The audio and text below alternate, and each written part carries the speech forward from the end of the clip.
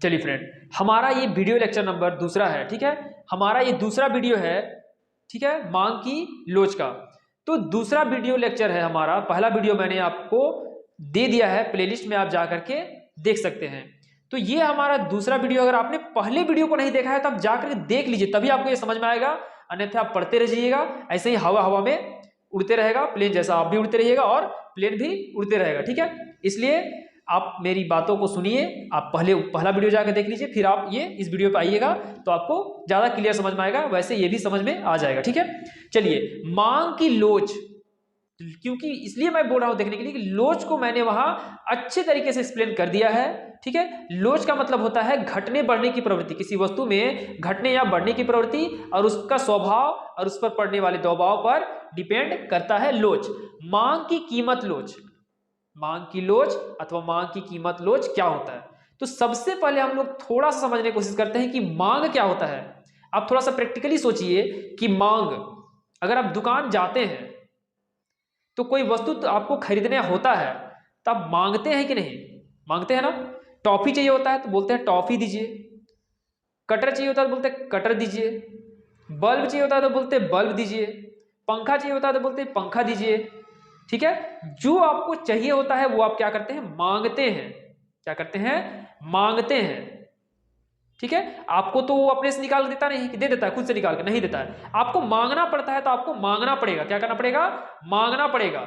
तभी आपको वो दुकानदार क्या करेगा? किसी भी वस्तु को, कोई भी वस्तु आपको निकाल करके देगा। तो मांग का मतलब क्या याद रखिएगा आप? मांगना। क्या याद रखिएगा आप? मांगना। ठीक है, जैसे मान लेते हैं कि यदि कोई लड़का जो है लड़की देखने के लिए जाता है, ठीक है, तो लड़की का हाथ मांगा जाता है, लड़का का हाथ को मांगा जाता है। ठीक है, और मांग किस पे डिपेंड करता है? अब तो कीमत तय होता है। क्या होता है? कीमत डिपेंड करेगा कि वो मांग पूरा होगा या नहीं होगा, वो डिपेंड करेगा कीमत पे, क्योंकि अब तय कर किया जाता है पैसों पे। ठीक है, क्योंकि अगला बोलेगा 5 लाख चाहिए, एक बोलेगा 7 लाख चाहिए, अगला बोलेगा नहीं 2 लाख देंगे। ठीक है, तो उस कंडीशन में जब इक्विलिब्रियम नहीं हुआ तो वो मांग नहीं हुआ, मतलब मांग पूरा नहीं हुआ। क्योंकि आप तो मांग सकते हैं ना, आप बोलिएगा मुझे पूरा दुकान दे दीजिए, तो क्या आपको पूरा दुकान दे देगा? नहीं देगा। अब मांगिएगा तो देगा। कब, कितना, कब देगा? कब देगा आपको? क्योंकि आपके पास उतना क्वांटिटी में पैसा भी होना चाहिए। ठीक है, कीमत होना चाहिए आपके पास। अगर आपके पास कीमत नहीं है, आपके पास पैसा नहीं है, मुद्रा नहीं है, तो आप किसी भी वस्तु को मांग नहीं कर सकते हैं, यानी डिमांड नहीं कर सकते हैं। ठीक है, तो यदि आपको मांगना है तो आपके पास पैसा होना चाहिए। तो मांग की लोच। ठीक है, जैसे मान लेते हैं, फिर से मैं आपको बताता हूं, दुकान गए आप, आपने वस्तु बोला कि मुझे 5 kg चना दे दीजिए। ठीक है, 5 kg चना दे दीजिए। ठीक है, अब जो है, अब चना आप 5 kg भी बोले, ठीक है, क्योंकि आपको पता होगा कि इसकी कीमत कितनी है, तो पहले आप कीमत पूछिएगा कि चना की कीमत कितनी है। तो अगला बोला कि नहीं 10 रुपए है। ठीक है, तो 10 रुपए में आपने 5 kg चना लिया। क्या लिया? 5 kg चना लिया। ठीक है, और मान लीजिए कि आप फिर 2 दिन बाद गए और उन्होंने कह दिया कि 20 रुपए। तो अब आप 5 kg लीजिएगा या कम लीजिएगा, ज्यादा लीजिएगा? तो आप कम लीजिएगा ना, मान लीजिए 3 kg लीजिएगा। तो क्या हुआ कि किसी वस्तु की कीमत बढ़ने पर, कीमत बढ़ने पर वस्तु की मात्रा में परिवर्तन आया, यानी कि वस्तु की मात्रा में, यानी कि खरीदारी में क्या हुआ? कमी हुआ। पहले 5 kg आप खरीदते थे, अब 3 kg खरीदे। पहले आप 5 kg खरीदते थे, अब 3 kg खरीदे, यानी कि लोच हो गया। क्या हो गया? लोच।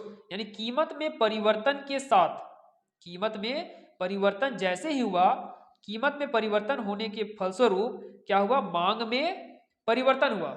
मांग में मात्रात्मक परिवर्तन हुआ, उसी को हम लोग बोलते हैं मांग की कीमत लोच। कीमत में परिवर्तन होने पर मांग में परिवर्तन हुआ। ठीक है, तो ये डिपेंड करेगा कीमत पे।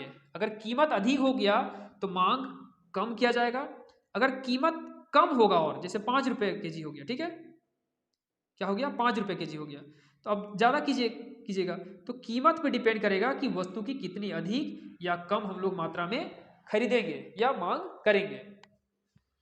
तो यहां हम लोग थोड़ा सा और देख लेते हैं कि ये लिखा हुआ, उसको पढ़ते हैं पहले। ठीक है, देखिए, मांग की लोच का बाजार में, मांग की लोच का बाजार में कम या अधिक होना इस बात पर निर्भर करता है कि वस्तु की कीमत में एक निश्चित मात्रा में परिवर्तन होने पर उसकी मांग सापेक्ष रूप से अधिक या कम अनुपात में परिवर्तन होता है। जैसे कि मांग की लोच का बाजार में, ठीक है, जैसे आप बाजार गए, ठीक है, यहाँ पर ही दुकान लगा हुआ है, ठीक है, ये दुकान है, क्या है ये दुकान है, ठीक है। आप बाजार गए, आपने इस दुकान पे एंट्री किया, ठीक है, आप इस दुकान पे गए।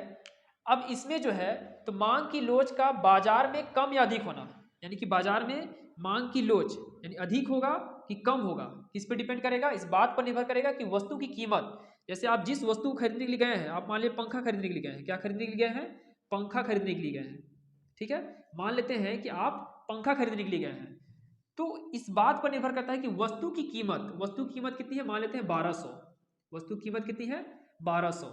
तो एक निश्चित मात्रा में परिवर्तन होने पर कि किसी की वस्तु की कीमत में एक निश्चित मात्रा में परिवर्तन होने पर, अब एक निश्चित मात्रा में परिवर्तन हो गया, ठीक है, मान लेते हैं कि 12,600-1800 रुपया कीमत इसका बढ़ गया पंखा का, मान लेते हैं इसका रेट हम लोग बढ़ा दिए 1800 रुपया, यानी कि कितना रेट इसका बढ़ गया, 50% इसका रेट बढ़ गया, ठीक है, 50% इसका रेट बढ़ा दिया गया, 50% इसका रेट बढ़ा दिया गया, ठीक है। इस वस्तु की कीमत में 50% की वृद्धि हुई, इस वस्तु की कीमत में पहले 1200 था, अब कितना हो गया 1800 हो गया।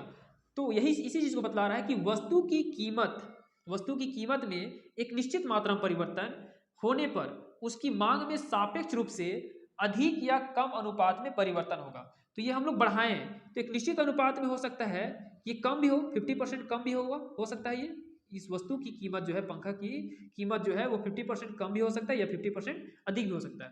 तो एक निश्चित जो है मात्रा में क्या हो, परिवर्तन होने पर उसकी मांग में क्या होगा, अधिक या कम अनुपात में परिवर्तन होगा। तो हमारा एक फॉर्मूला भी है कि मांग की लोच क्या होता है, तो मांग की लोच ईडी लिखा हुआ है, इसका मतलब होता है ई मतलब होता है इलास्टिसिटी, ठीक है, डी मतलब होता है डिमांड, तो इलास्टिसिटी ऑफ डिमांड। तो मांगी गई मात्रा, अब आप कितनी मात्रा में मांग रहे हैं, कितनी मात्रा में मांग रहे हैं, तो मात्रा को बताता है। जैसे चना ले रहे हैं तो आप 10 केजी ले रहे हैं, 20 केजी ले रहे हैं, 50 केजी ले रहे हैं, वो आपकी मात्रा हो गई, क्या हो गई, मात्रा। आप पेन खरीदने गए, 1 लिए, 2 लिए, 4 लिए, 5 लिए, तो क्या हो गया, मात्रा हो गया, क्या हो गया, मात्रा। जैसे आप पेन बोलते हैं पेन दीजिए, तो बोलता है ना कि कितना चाहिए, तो आप बोलते हैं 2 दीजिए, ठीक है, 2 पीस दीजिए, तो आप क्या किए, मात्रा। तो मांगी गई मात्रा, आप कितनी मात्रा में मांग रहे हैं में आनुपातिक परिवर्तन, और जो मांग में कितना अनुपात में परिवर्तन हुआ, ठीक है, उसको कीमत में आनुपातिक परिवर्तन, और कीमत में कितना अनुपात में परिवर्तन हुआ, क्योंकि मान लीजिए कि इंस्टेंटली उसका दाम, एक पेन का दाम 5 रुपये था, ठीक है, और इसकी मांग आप कर रहे थे 5 रुपये पे 5 मांग कर रहे थे, लेकिन अगर इस वस्तु की कीमत में क्या हुआ कि कम या अधिक हो गया, तो उसकी मांग में भी क्या होगी, कम या अधिक हो जाएगा, ठीक है। तो इसको हम लोग जो एक न्यूमेरिकल्स करेंगे तो आपको वहां से पूरा क्लियर समझ में आएगा, ठीक है फ्रेंड।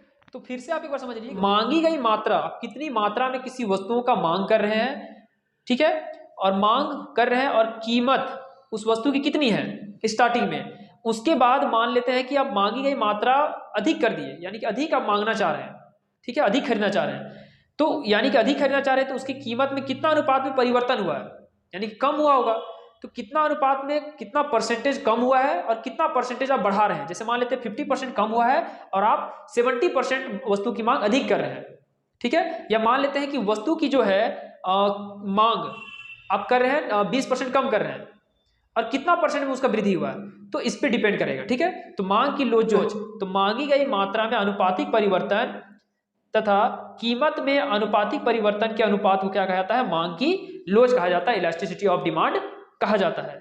तो मुझे उम्मीद है कि आपको समझ में आ गया होगा। जैसे मान लेते हैं किसी वस्तु की कीमत, ठीक है, जैसे यहां हम लोग को एक ग्राफ दिया गया है, इस ग्राफ से आप देखिएगा यहाँ नीचे जो दिया हुआ हमारा एक्स एक्सिस, ठीक है, एक्स एक्सिस, तो एक्स एक्सिस तरफ हम लोग क्या लिए, क्वांटिटी मतलब मात्रा, ठीक है, और इधर हम लोग ले लिए हैं प्राइस, क्या ले लिए हैं, प्राइस, ठीक है, वाई एक्सिस की तरफ क्या ले लिए हैं, प्राइस।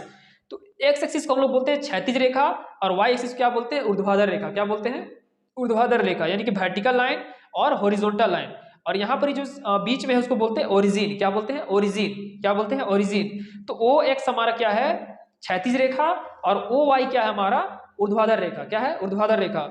तो यहाँ ऊर्ध्वाधर रेखा में हम लोग क्या लिए हैं, प्राइस, क्या लिए हैं, प्राइस को लिए हैं, ठीक है, और नीचे क्या लिए हैं, क्वांटिटी को, क्या लिए हैं, क्वांटिटी को लिए हैं।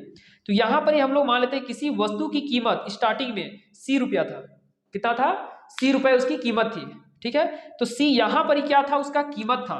तो इस कीमत पे किसी वस्तु की ए डिमांड यानी कि OA डिमांड करते हैं, ठीक है। क्वांटिटी कितना खरीदते हैं, OA क्वांटिटी। तो किसी वस्तु का कीमत स्टार्टिंग में कितना था, OC था। कितना था, OC।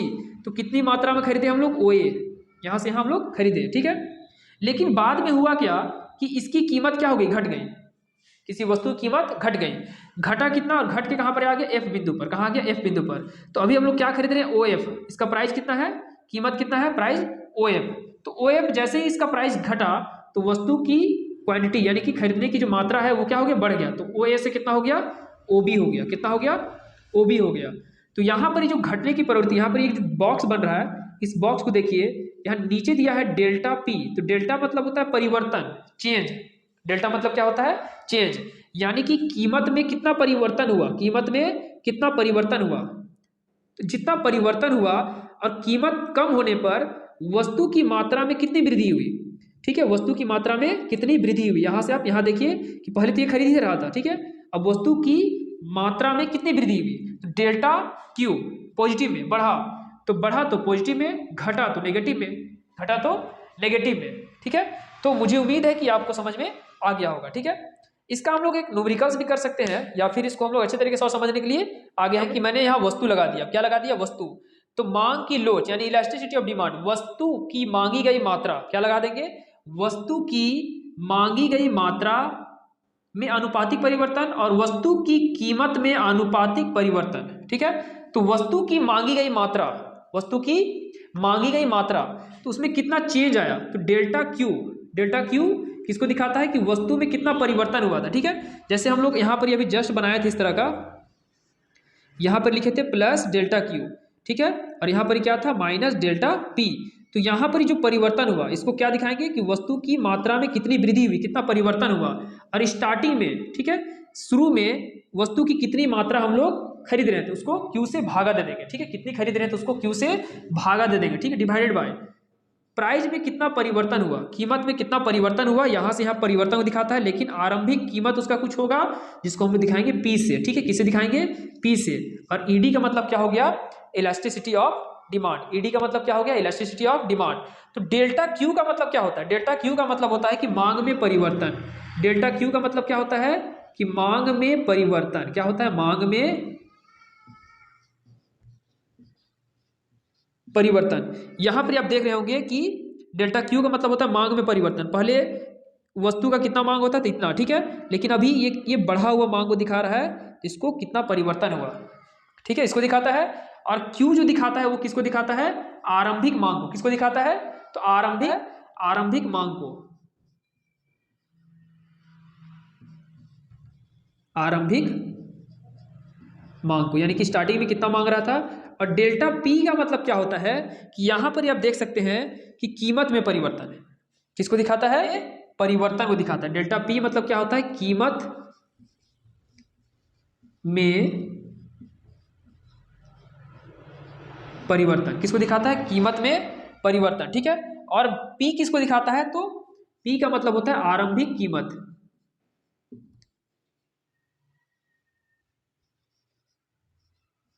आरंभिक कीमत, आरंभिक कीमत, ठीक है। ये आप लोगों को समझ में आ गया होगा कि कितना परिवर्तन हुआ, ठीक है। मांग में कितना परिवर्तन हुआ और आरंभिक मांग कितना था, उससे उसको डिवाइड कर देंगे। और प्राइस में कितना परिवर्तन हुआ और आरंभिक प्राइस कितना था, उसको दोनों के अनुपात को क्या कहा था, इलास्टिसिटी ऑफ डिमांड। मांग की लोच जो होता है, ये वाला इलास्टिसिटी ऑफ डिमांड जो होता है वो क्या होता है, ऋणात्मक होती है। क्या होती है, ऋणात्मक। ऋणात्मक मतलब क्या होता है कि ये दोनों के बीच में विपरीत संबंध होता है। मांग और कीमत, मांग और कीमत, मांग कीमत के बीच में क्या होता है, विपरीत संबंध होता है। कैसे संबंध होता है, विपरीत। जैसे मांग बढ़ने पर, यानी कि मान लेते कीमत बढ़ा दिए तो मांग क्या होगा, घटेगा। कीमत कम बढ़ दिए तो मांग बढ़ेगा। यानी कि एक के घटने से दूसरा बढ़ता है और दूसरा के बढ़ने पर दूसरा घटता है, ठीक है। तो इसलिए हम लोग क्या लगाएंगे, ऋणात्मक। क्या लगाएंगे, ऋणात्मक, ठीक है। तो इस पे हम लोग क्या लग जाएगा, ऋणात्मक चिन्ह लगेगा। क्या लगेगा, ऋणात्मक। ये क्या दर्शाता है कि ये दोनों में मांग और कीमत में क्या होता है, विपरीत संबंध होता है। क्या होता है, कीमत और मांग और कीमत में विपरीत। तो इलास्टिसिटी ऑफ डिमांड कितना होगा कि delta Q divided by Q, ठीक है, ये भागा में है, इसको गुना में चेंज करेंगे तो पी ऊपर चला जाएगा और डेल्टा क्यू डेल्टा पी नीचे आ जाएगा, ठीक है। उसके बाद माइनस जो है delta Q divided by delta P, ठीक है, इनटू पी बाई क्यू।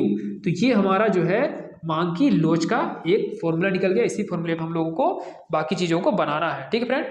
अब हम लोग जो है मांग की लोच की श्रेणियों को पढ़ेंगे अच्छे तरीके से, तो ठीक है फ्रेंड, है ना। धन्यवाद। और तीसरा वीडियो हमारा कुछ ही दिन में अपलोड हो जाएगा। धन्यवाद।